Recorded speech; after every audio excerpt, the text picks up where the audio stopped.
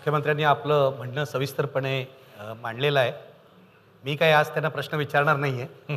पण इथे अनेक मान्यवर आहेत. त्यांनी प्रश्न विचारावेत, त्यांनी म्हणणं मांडावं. त्यांनी आपली सविस्तर योजना आपल्यासमोर मांडलेली आहे. आपण सुरुवात करूया. सर नमस्कार. मी Mukund Kulkarni, chamber of Marathwada industries and agriculture Aurangabad. जर महाराष्ट्राला नंबर 1चा अजेंडा आपण आहोत आणि तो जर ड्राईव्ह करायचा असेल तर with and beyond Mumbai, Thane, Pune असा आपल्याला विचार करायला लागेल. जर इतर एरियामध्ये जर आपल्याला जायचं असेल तर आपण इन्फ्रास्ट्रक्चर अंमलबजावणीसाठी महाराष्ट्र सरकारच्या योजना काय, हा पहिला प्रश्न. दुसरा आहे SMEच्या संदर्भात. सर महाराष्ट्रामध्ये साधारण 1.6 लॅक्स SMEज आहेत. 30% क्रेडिटवर माल विकत घेणे आणि 60-90% क्रेडिटवर माल विकणे. त्यामुळे यांची सस्टेनेबिलिटी हा मुख्य प्रश्न आहे. या योजनेची सुलभ अंमलबजावणी याच्यासाठी महाराष्ट्र सरकारचे विशेष वेगळे प्रयत्न काय असतील? तुम्ही म्हटल्याप्रमाणे SME करता किंवा मुंबई, ठाणे, रायगड, पुणे हा बेल्ट सोडून इतर ठिकाणी चांगल्या प्रकारे इन्फ्रास्ट्रक्चर झालं पाहिजे, हे अतिशय महत्त्वाचंच आहे. या पॉलिसीमध्ये आम्ही एक क्रिटिकल इंडस्ट्रियल इन्फ्रास्ट्रक्चर फंड 500 कोटीचं तयार केलेलं आहे. पण यामध्ये खूप प्रयत्न अजून करावे लागतील, तरच खऱ्या अर्थानं या छोट्या शहरामध्ये B क्लास सिटीजमध्ये गुंतवणूक होईल, हे खरं आहे. त्यामुळे इन्फ्रास्ट्रक्चरवर, इंडस्ट्रियल इन्फ्रास्ट्रक्चरवर पहिल्यांदा भर देणं हे अतिशय महत्त्वाचंच आहे. त्यात दुसरा तुमचा प्रश्न मला वाटतं इन्सेंटिव्ह आहे. तर मी तो पहिल्यातच त्यात आहे की हे नव्या धोरणामध्ये SME करता इन्सेंटिव्हची व्यवस्था आहे, आपल्याला माहिती आहे. पण नुसतंच इन्सेंटिव्ह राज्य सरकारच्याकडून देऊन भागणार नाही याची आपल्याला जाणीव आहे. व्याजाचा दर हा एक महत्त्वाचा विषय आहे. पण मला असं वाटतं की जर आपण इन्फ्रास्ट्रक्चर चांगलं दिलं, MIDCला जर चांगलं 5 स्टार MIDC असतील किंवा इतर MIDC असतील, तिथं जर चांगलं इन्फ्रास्ट्रक्चर दिलं, जमीन कमी किमतीत जर मिळाली आणि विजेचा दर आज जास्त आहे, हे मान्य केलं पाहिजे. पण आज आपण महाराष्ट्रामध्ये वीज देऊ शकतो. आज कुठेही औद्योगिक क्षेत्रामध्ये विजेचं लोड शेडिंग नाही. आपण आज जवळजवळ 11,000 कोटी रुपये शेतीला क्रॉस सबसिडी देतो. 4,000 कोटी डायरेक्टली राज्य सरकारच्या बजेटमधून देतो आणि 7,000 कोटी आपण विजेचे दर वाढवून शेतीला कमी दरात वीज देता येईल म्हणून असं क्रॉस सबसिडी देतोय. महाराष्ट्र राज्याचा फोकस आता पुन्हा लघुउद्योगांना प्रोत्साहन देण्याकरता केलेलं आहे. त्यामुळे या गोष्टी आम्ही निश्चितच करायचा प्रयत्न करू. नमस्कार, मी खासदार शिवाजी आढळराव, जागतिक मराठी चेंबर ऑफ कॉमर्स आणि इंडस्ट्रीचा कार्याध्यक्ष. आणि राज्यामध्ये ज्या ठिकाणी औद्योगिकरण जास्त आहे त्या भागाचं मी प्रतिनिधित्व करत असतो. आंतरराष्ट्रीय राजकीय परिस्थिती पाहता चायना आणि जपान ह्या दोन्ही देशाचं औद्योगिकरण जे वाढलं ते एकमेकाचं परस्पर सहकार्य आणि संबंध. पण बदलत्या राजकीय परिस्थितीनुसार चायना आणि जपान यांचे राजकीय संबंध आता थोडे बिघडायला लागलेत. आणि अशा पार्श्वभूमीवर जपान इन्व्हेस्टमेंट डेस्टिनेशन शोधत आहे. भारताकडे त्यांनी प्राधान्यानं पाहायचं ठरवलं आहे. केंद्र सरकार आणि जपान सरकार या पातळीवर बोलणी चालू आहेत. तर त्यात राज्यांना जर पुढाकार घेतला आणि जपानची गुंतवणूक महाराष्ट्रात आली तर त्याचा खूप मोठा फायदा होईल. जपान आणि चायनाच्या नंतर महाराष्ट्राला खूप मोठ्या प्रमाणात भारताला संधी आहे. तर त्यासाठी सुद्धा राज्यानं, विशेष करून मुख्यमंत्र्यांनी चायनाच्या पंतप्रधानांबरोबर बोलणी केलीत. तर त्याचा पाठपुरावा अग्रक्रमाने जर केला तर येणाऱ्या 50-100 वर्षामध्ये महाराष्ट्राला औद्योगिकरणामध्ये कुणाचीही स्पर्धा राहणार नाही, एवढं या ठिकाणी मला वाटतं. शिवाजीरावांनी जो मुद्दा उपस्थित केला तो अगदी योग्य आहे, बरोबर आहे की पॉवर बॅलन्स हा एशियाच्या बाजूने झुकतोय. आणि विशेषतः जपान आणि चीन ही तर मोठी औद्योगिक राष्ट्र आहेतच. परवा दिवशी चीनी पंतप्रधानांच्या बरोबर बोलताना त्यांनी मुद्दाम उल्लेख केला की भारताची आणि चीनची लोकसंख्या ही जगाच्या 1/3 लोकसंख्या आहे. आणि या दोन्ही देशांनी जर एकत्र मिळून काम करायचं ठरवलं तर एक वेगळं चित्र बदलू शकतं. आणि मी माझ्या त्या बोलण्यामध्ये चीनी पंतप्रधानांना सांगितलं की आम्ही जर तुम्ही मोठ्या प्रमाणात गुंतवणूक करणार असाल तर आम्ही अशा प्रकारच्या तुमच्याकरता विशेष वसाहती किंवा जपान, चीन, कोरियासारख्या देशांच्याकरता विशेष वसाहती येतील, तिथं सर्व गुंतवणूक एका ठिकाणी अशी व्यवस्था मी करायला तयार आहे. फोटॉन कंपनी ही जी जगातली सर्वात मोठी ट्रक उत्पादन करणारी चीनी कंपनी आहे ती चाकणमध्ये आलेली आहे. आणि त्यांची एकदा सुरुवात झाली की मग ग्रेट वॉल ऑफ ची कंपनी असेल ती यायला लागलेली आहे. जपाननं आपल्याला माहिती आहे की आपल्या मेट्रो प्रकल्पाकरता जो मुंबईचा तिसरा मेट्रो प्रकल्प आहे, तिसरा चरणाचा मेट्रो प्रकल्प आहे, अंडरग्राऊंड भुयारी मेट्रो आहे, त्याकरता 11,000 कोटीचं कर्ज देण्याची तत्वता मान्यता दिलेली आहे. त्याचबरोबर जो आपला नवीन इंडस्ट्रियल कॉरिडॉरची संकल्पना पुढे यायला लागलेली आहे, मुंबई बँगलोर इंडस्ट्रियल कॉरिडॉरची, त्याबद्दल ब्रिटिश प्राईम मिनिस्टर हे खूप इंटरेस्टेड आहेत. आणि दिल्ली मुंबई इंडस्ट्रियल कॉरिडॉरचा जो प्रकल्प आहे तो जपान सरकारच्या सहकार्याने साकार होतो आहे. जपान सरकार आपल्याशी बऱ्याच मोठ्या प्रमाणात महाराष्ट्राची एंगेज व्हायला लागलेलं आहे. पण तुम्ही म्हटल्याप्रमाणे हे दोन्ही महत्त्वाचे देश आहेत, तर त्याला विशेष रीतीनं आकृष्ट करण्याकरता मी आणखी त्यांना एक त्यांना दिलेलं आहे की चीनी भाषा शिकण्याकरता मी मुंबई विश्वविद्यालयामध्ये काही विशेष सवलती करू. त्याकरता त्यांची जी कन्फ्युशियस इन्स्टिट्यूट आहे त्याच्या माध्यमातून काही प्राध्यापक वगैरे देण्याकरताही त्यांनी तयारी दाखवलेली आहे.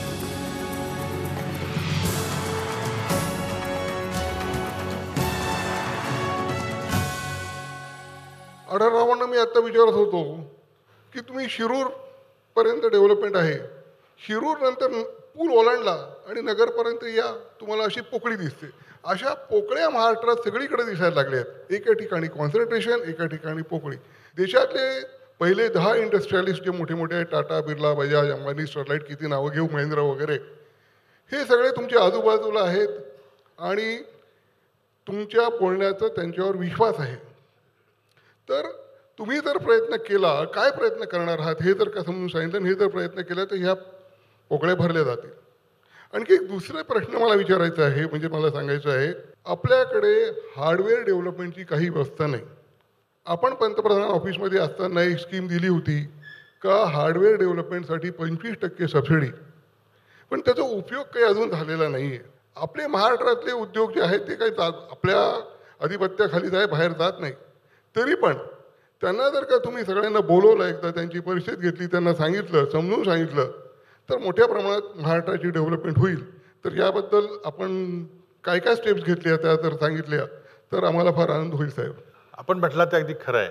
हाच माझा जो मी मुद्दे 5 मांडले त्यामध्ये महाराष्ट्राचं उद्योगातलं प्रथम स्थान राखत असताना हा मागासलेल्या भागाचा विकास करणं आवश्यक आहे. त्यामध्ये आम्ही काय काय केलेलं आहे सांगितलं पाहिजे. दिल्ली मुंबई इंडस्ट्रियल कॉरिडॉर हा औरंगाबादहून जातो आहे. तिथलं शेंद्र्याचं फील्ड जे आहे ते खूप मोठ्या प्रमाणात विकसित होण्याकरता प्लॅन्स तिथं तयार आहेत. केंद्र सरकारच्या पॉलिसीप्रमाणे राज्यामध्ये 3 national investment and manufacturing zones, NIMS, खूप मोठी मोठी औद्योगिक क्षेत्र आणि आंतरराष्ट्रीय तंत्रज्ञानातून ती औद्योगिक महानगर विकास करायची योजना आहे. त्यातलं एक शेंद्र्याला, दुसरं दिघीला आणि तिसरं नागपूरच्या बुटीबोरी एरियामध्ये करायचं प्रस्तावित आहे. मिहान प्रोजेक्ट तो नागपूरकरता अतिशय आवश्यक प्रोजेक्ट होता. तो जवळजवळ 11-12 वर्ष रेंगाळला होता. तो प्रकल्प त्याला पुढं चालना देण्याकरता गेल्या 2 वर्षांमध्ये प्रयत्न झाले. मला वाटतं पुढच्या महिन्याभरामध्ये बोईंगचा पहिला कारखाना तिथं कार्यरत होईल. एअर इंडिया बोईंगचा कारखाना मिहानमध्ये चालू होईल आणि एव्हिएशन हब म्हणून जी आपण कल्पना केली होती त्याला सुरुवात होईल. TCS ही आपल्या देशातली सर्वात मोठी IT कंपनी आणि दुसऱ्या क्रमांकाची कंपनी इन्फोसिस, दोघांनी तिथं आपले कॅम्पस सुरू केलेले आहे. 15-16 हजार लोक तिथं त्यावेळेला पूर्ण झाल्यानंतर येणार आहेत. आता Tier 2 सिटीमध्ये IT सेक्टर कसा जाईल याकरता आपले प्रयत्न चाललेले आहेत. विभागीय ठिकाणी औरंगाबाद असेल, नागपूर असेल, अमरावतीमध्ये डिफेन्सचा मोठा, नांदगाव पेठला डिफेन्सचा मोठा उद्योग जो भारत डायनॅमिक्स आहे येऊ घातलेला आहे. किंवा गेल्या आठवड्यामध्ये मी अवजड उद्योग मंत्री प्रफुल्ल पटेल यांच्याबरोबर त्यांच्या मतदारसंघामध्ये भंडाऱ्याला BHELचा 2000 कोटीचा प्रकल्पाचा मी पायाभरणी त्या ठिकाणी केली. त्यामुळे वैकेंद्रित उद्योग यायला लागलेले आहेत, नाही असं नाही आहे. मुख्यमंत्री महोदयांना मला 3 प्रश्न विचारायचे आहेत. पहिला प्रश्न असा आहे की दुष्काळमुक्त महाराष्ट्राचं स्वप्न आपण बघतात, परंतु जो तुटपुंजा जो आपल्याला निधी उपलब्ध होतो त्याच्या निधी वाटपामध्ये प्रादेशिक अस्मिता तयार होते, वादविवाद तयार होतात आणि ज्या वाटण्या होतात त्यामुळे जो निधी मिळतो त्यातून प्रकल्प पूर्ण होत नाहीत, प्रकल्पाची किंमत वाढते. आणि त्याच्यापेक्षाही सगळ्यात महत्त्वाचा मुद्दा म्हणजे जो उपलब्ध आजपर्यंत झालेला निधी आहे त्याच्यामध्ये बराचसा निधी भ्रष्टाचारामध्ये मुरलेला आहे. आणि एवढं मोठं आव्हान आपण कसं स्वीकारणार आहात आणि कशा पद्धतीनं दुष्काळमुक्त महाराष्ट्र करणार आहात हे आम्हाला आपल्याकडून समजून घ्यायचं आहे. दुसरा प्रश्न असा आहे की या महाराष्ट्रामध्ये आता दुधाचं उत्पादन, दुष्काळ, वाढती चाऱ्याची टंचाई आणि पाण्याची टंचाई, पशुखाद्याचे वाढलेले दर यामुळं दुधाळ जनावरही मोठ्या प्रमाणामध्ये कत्तलखान्याच्या दिशेने गेलेले आहेत. दुधाळ जनावरांची पैदास करायची म्हटलं तर अजून किमान 4 ते 5 वर्षाचा आराखडा तयार करावा लागेल. त्यावेळी कुठं महाराष्ट्राची दुधाची गरज भासेल. अशा परिस्थितीमध्ये या दूध व्यवसाय जो प्रामुख्यानं महाराष्ट्रातला शेतमजूर आणि छोटा शेतकरी करतो त्यासाठी आपले राज्य सरकारची भूमिका काय आहे हा माझा दुसरा प्रश्न आहे. आणि तिसरा प्रश्न म्हणजे महाराष्ट्राचा प्रमुख उद्योग आहे तो साखर उद्योग. या साखर उद्योगामध्ये इथेनॉल निर्मिती मोठ्या प्रमाणामध्ये होते. आपण मगाशी म्हटलं की परदेशातून आपण मोठ्या प्रमाणामध्ये क्रूड ऑइल आयात करतो, त्याला पर्याय म्हणून, समर्थ पर्याय म्हणून इथेनॉलचा पर्याय आपल्या समोर देतो. पण भारत सरकार त्या संदर्भातला निर्णय घेत नाही. तर त्या संदर्भात भारत सरकारकडे आपण कशा पद्धतीने आग्रह धरणार आहात हे माझे 3 प्रश्न आहेत. खासदार साहेबांनी बरेच प्रश्न विचारले. 3 म्हणजे संबंध महाराष्ट्रातल्या ग्रामीण अर्थव्यवस्थेशी संबंधित प्रश्न आहेत. पण शेवटी सिंचन आपण करतो, मोठी धरणं बांधतो जिथं भौगोलिक परिस्थिती असेल तिथंच, आणि त्यामध्ये मोठी धरणं आणि नंतर लांबलचक कालव्याचं जाळं हा आपण जो मार्ग स्वीकारला तो योग्यच होता. आणि तो मार्ग स्वीकारताना आपल्याला महाराष्ट्र दुष्काळमुक्त होईल असं आपलं स्वप्न पाहिलं. पण त्या सगळ्या परियोजना जरी पूर्ण झाल्या तरी जास्तीत जास्त 30% जमीन सिंचनाखाली येईल. जवळजवळ आज 70 ते 80 हजार कोटीचे प्रकल्प सुरू करून आपण ठेवलेले आहेत. ते पूर्ण करायला 70-80 हजार कोटी रुपये लागणार आहेत. आणि आपलं इरिगेशनचं बजेट जे आहे ते 7-8 हजार कोटीचं आहे. म्हणजे ते पूर्ण करायला किती अवधी लागेल, तोपर्यंत त्या किमती किती वाढतील हे आपण पाहिलं पाहिजे. म्हणून मी एक असा विचार पुढे ठेवला होता की जे लास्ट माईल प्रोजेक्ट आहेत, खऱ्या अर्थानं जे लास्ट माईल प्रोजेक्ट आहेत, जे 90% पूर्ण झालेले आहेत, जे 80% पूर्ण झालेले आहेत, त्यांनाच फक्त प्राधान्य देऊया आणि जे नुकतेच सुरू झाले त्याला मागं ठेवूया. पण माझी जी कल्पना दुष्काळमुक्त महाराष्ट्राची ही धरणं पूर्ण करण्याची नाही आहे, हे तर करावंच लागेल.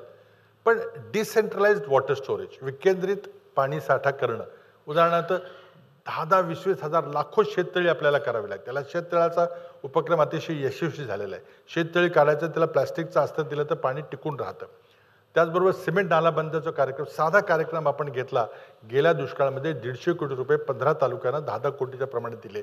त्यातून आता अतिशय कमी वेळामध्ये जवळजवळ 1496 सिमेंट नालाबंद तयार झालेले आहेत.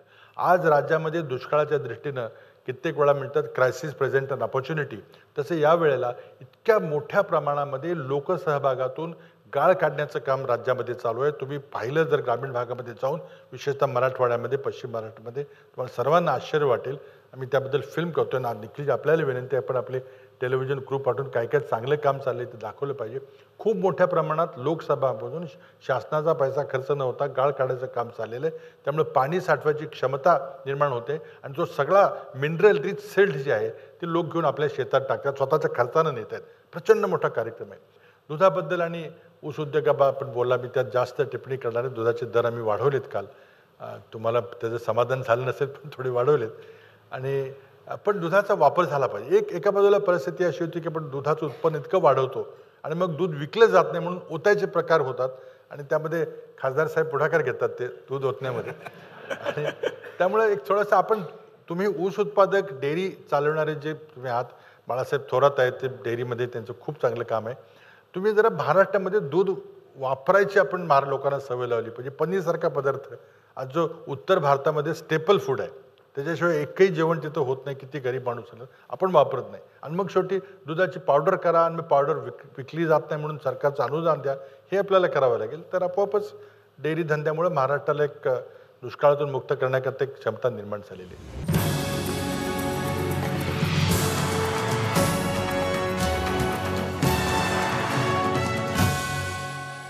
मी Milind Kamble, Dalit Indian chamber of commerce and इंडस्ट्रीचा प्रेसिडेंट आहे. सर, आमचा देशभर हा चेंबर आहे. खरं म्हणजे महाराष्ट्र हे देशाला एक नोकऱ्या देणारं जॉब गिवर स्टेट आहे. फुले शाहू आंबेडकरांचा एक समृद्ध वारसा वैचारिक महाराष्ट्राला आहे. त्यातले जे शाहू महाराज हे जे राजे होते कोल्हापूर संस्थानचे, त्यांच्या राज्यामध्ये चर्मकार बांधव अतिशय चांगल्या चपला बनवायचे. ही गोष्ट राजांच्या लक्षात आल्यानंतर शाहू महाराजांनी त्या चपला राजभेट म्हणून येणाऱ्या पाहुण्यांना द्यायला सुरुवात केली. त्यामुळे झालं असं, त्याचा कोल्हापुरी चप्पल हा एक ब्रँड निर्माण झाला. म्हणजे तिथला जो डिसॲडव्हान्टेज सेक्शन आहे त्याला मेनस्ट्रीमिंग करण्याचं काम हे महाराष्ट्रामध्ये पूर्वीपासून झालेलं आहे. परंतु अलीकडे 2007चा जर आपण 6-7चा MSMEचा जर सेन्सस बघितला तर या सेन्ससमध्ये विशेषतः शेड्यूल कास्ट, शेड्यूल ट्राईब्सचे जे उद्योजक आहेत आम्ही सगळेजण हे SMEमध्ये येतो का. त्यामुळे माझा एक प्रश्न असा आहे साहेब, की आंध्र प्रदेश आणि कर्नाटक या 2 राज्याची जी इंडस्ट्री पॉलिसी आहे ही पॉलिसी दलित उद्योजकांसाठी मोस्ट फ्रेंडली पॉलिसी आहे. ती माझ्याकडे आहे, मी सरकारलाही दिलेली आहे. तर त्या दृष्टीने जर आपण काम केलं तर एक सोशल इन्क्लुजनसाठीचं एक महत्त्वाचं काम ठरेल. हा अतिशय महत्त्वाचा मुद्दा आहे आणि त्यामुळं केंद्र सरकारनं इन्क्लुझिव्ह ग्रोथवर भर दिलेला आहे. आता इन्क्लुझिव्ह ग्रोथमध्ये जे डिसएडव्हान्टेज सेक्शन्स आहेत त्यांना मेनस्ट्रीम करणं आवश्यक आहे, यामध्ये काही कोणाचं दुमत नाही आहे. परंतु तुम्ही म्हटल्याप्रमाणे जे तुमच्या चेंबरचे सदस्य असतील, मेंबर्स असतील किंवा काय आपल्या दलित बांधवांनी यामध्ये जर काही कुठे पाऊल टाकलं तर त्यांना कशा प्रकारे मदत करता येईल, मार्केटिंगमध्ये कसं करता येईल, त्यांना लोन्स कमी व्याजदराने करता येईल, या गोष्टी आहेत. या इंडस्ट्रियल पॉलिसीमध्ये आम्ही विशेष उल्लेख करून यामध्ये हा पहिल्यांदा विचार केलेला आहे. म्हणजे जमीन देण्यामध्ये किंवा अतिरिक्त काही सवलती देण्यामध्ये केलेलं आहे. पण याकडे निश्चित आपल्याला अजून खूप काम करावं लागेल आणि आपल्या चेंबरशी आम्ही अधिकारी आमचे सगळे आहेत, मी स्वतः आपल्याशी चर्चा करून काही कॉन्क्रीट स्टेप्स पुढे आल्या तर आपण निश्चित करू. मी एक प्रश्न विचारणार नव्हतो पण कोणीच विचारला नाही म्हणून मी शेवटी विचारतो. मी पूर्वी तुम्हाला विचारला आहे, आज पुन्हा विचारतो की भारतभर मीडियामध्ये असेल चर्चा आज गुजरातची होती. गुजरातमध्ये काय आहे जे महाराष्ट्रात नाही आहे. दुसरी गोष्ट म्हणजे आपण एवढं सगळं काम करतो आहे महाराष्ट्रामध्ये असं तुम्ही सांगताय, पण ते लोकांपर्यंत पोचत नाही आहे, मीडियापर्यंत पोचत नाही आहे.